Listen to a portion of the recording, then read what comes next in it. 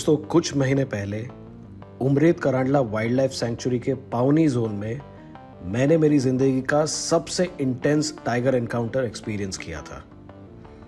Shadow नाम की tigress के 3 सब अडल्ट कब्स ने अपनी मां की एब्सेंस में बहुत ही चालाकी से हमारी जिप्सी को चारों तरफ से घेर लिया था।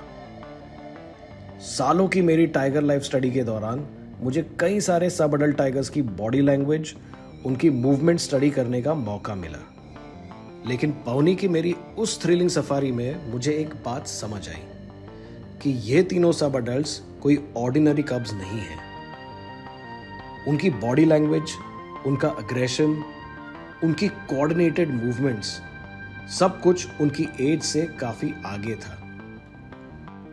और तभी मैंने डिसाइड किया था कि मैं पाउनी वापस जरूर आऊंगा। हेलो दोस्तों, मैं हूं अमित और आप देख रहे हैं माय जंगल जंक्शन, आपका अपना वाइल्ड लाइफ एडवेंचर चैनल। मार्च 2026, आखिर वो दिन आ ही गया जब मैं फिर से पाउनी जोन पहुंच गया। और इस बार मैंने यहां पर 2 सफारीज प्लान की थी।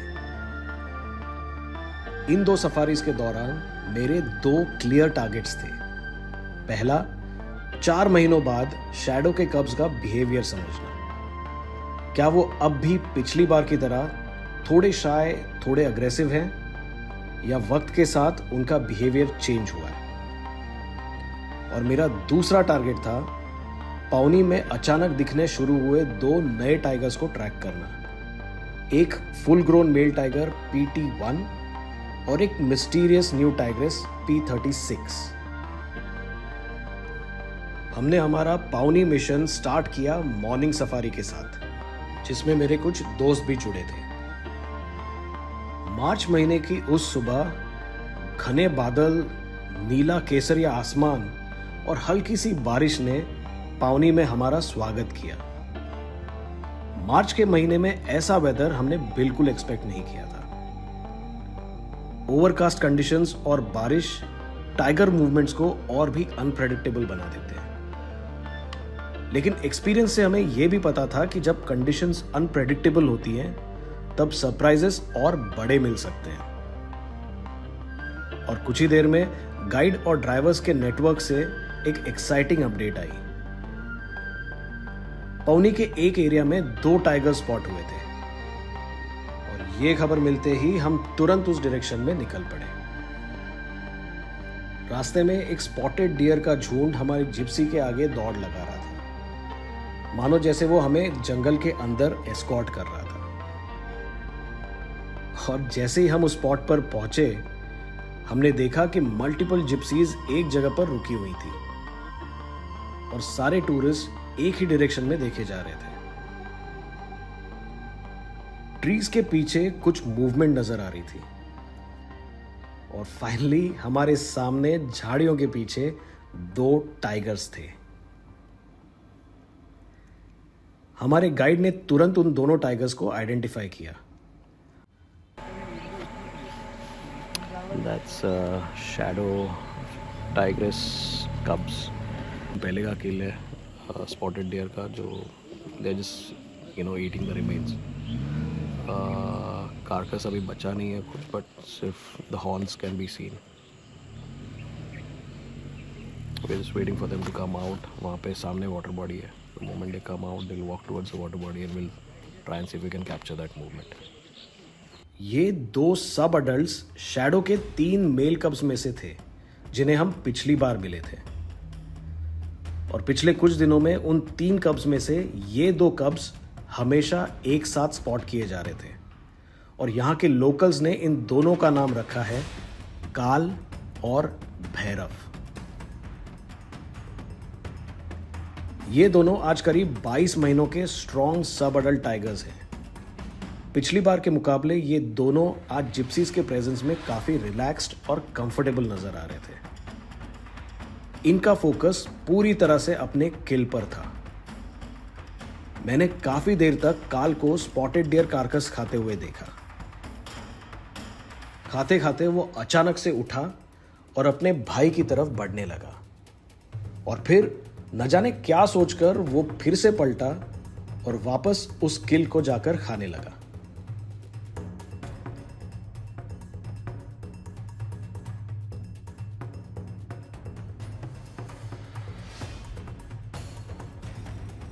और तभी भैरव उठा और अपने भाई की तरफ बढ़ा। पहले तो ऐसा लगा कि वो दोनों बचे हुए कारकस के लिए एक दूसरे से लड़ेंगे, लेकिन भैरव बिना किसी अग्रेशन के बिल्कुल काल के सामने से चलते हुए आगे वाटर बॉडी की तरफ चला गया। अनफॉर्चुनेटली घने झाड़ियों की वजह से हम उसकी पूरी मूवमेंट को कैप्चर नहीं कर पाए। कुछ ही देर में काल भी वहां से उठकर भैरव के अपोजिट डायरेक्शन में चलने लगा और फाइनली हम उसे ओपन में कैप्चर कर पाए।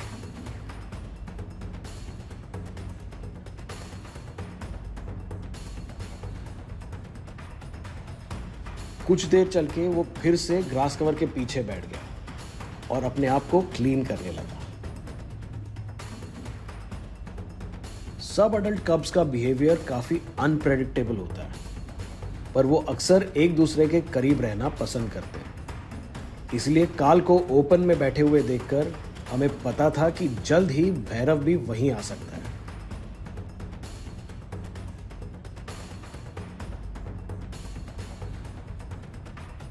और जैसा मैंने सोचा था बिल्कुल वैसा ही हुआ। भैरव भी उसी रास्ते से अपने भाई काल की तरफ बढ़ने लगा और मैं उसके बाहर आने का इंतजार कर रहा था।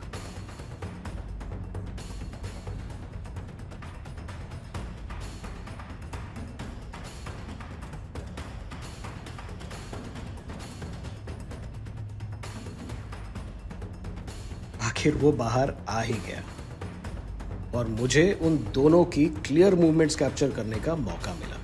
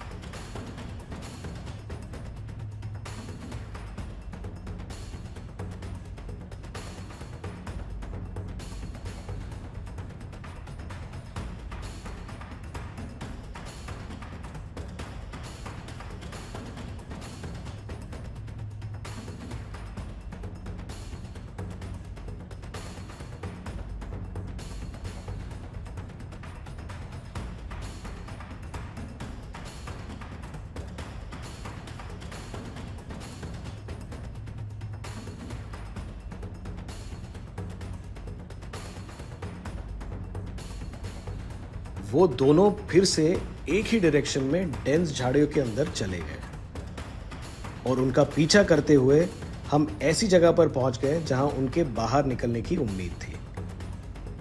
और जैसे ही हम वहां पहुंचे, काल और भैरव दोनों हम पर नजर बनाए हुए थे।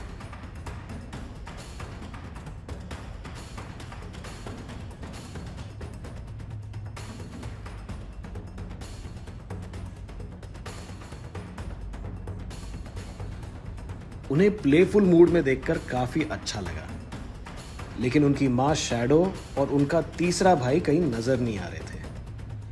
और तब हमने पता किया कि शैडो और उसका तीसरा कब इन दोनों भाइयों से करीब 3 हफ्तों से दूर है।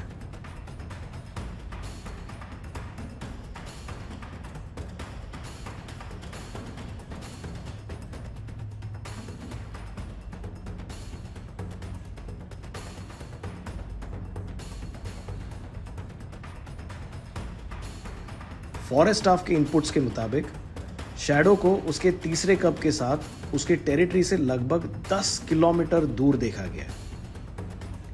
लेकिन सबसे बड़ा सवाल था कि यह सेपरेशन हुआ कैसे। ऑफिशियल रीजन किसी को नहीं पता, लेकिन कुछ लोकल्स के मुताबिक शैडो जब अपने तीनों बच्चों को लेकर गांव के पास से गुजर रही थी, तब गांव वालों ने पटाखे जलाकर उन्हें भगा दिया और इसी भगदड़ में ये टाइगर फैमिली अलग हो गई। अगर इस बात में जरा भी सच्चाई है तो ये इंसिडेंट शायद एक potential human wild life conflict की तरफ बढ़ रहा है। हमें उम्मीद है कि यहाँ के फॉरेस्ट ऑफिशियल्स सही वक्त पर सही डिसीजंस लेंगे। शैडो और उसके कब की तलाश में हम जंगल के दूसरे हिस्से को एक्सप्लोर करने लगे, पर उनकी कोई मूवमेंट नहीं हो रही थी। लेकिन इस डिफिकल्ट सिचुएशन का एक पॉजिटिव साइड भी सामने आया। शैडो की एब्सेंस ने काल और भैरव को वक्त के पहले ही इंडिपेंडेंट बना दिया। रेगुलर किल्स, कॉन्फिडेंट बिहेवियर और सर्वाइवल इंस्टिंक्ट्स इनके बढ़ते डोमिनेंस को दर्शाता है। मुझे 4 महीने पहले दिखे हुए ये सब अडल्ट कब्स आज अडल्टहुड की तरफ तेजी से बढ़ रहे हैं। जो पहले झाड़ियों में छिपे रहते थे, वो आज जिप्सीज की प्रेजेंस में काफी बोल्ड नजर आ रहे हैं और ये देखकर मुझे बहुत ज्यादा खुशी हुई। लेकिन हमारा मिशन पाउनी अब भी अधूरा है।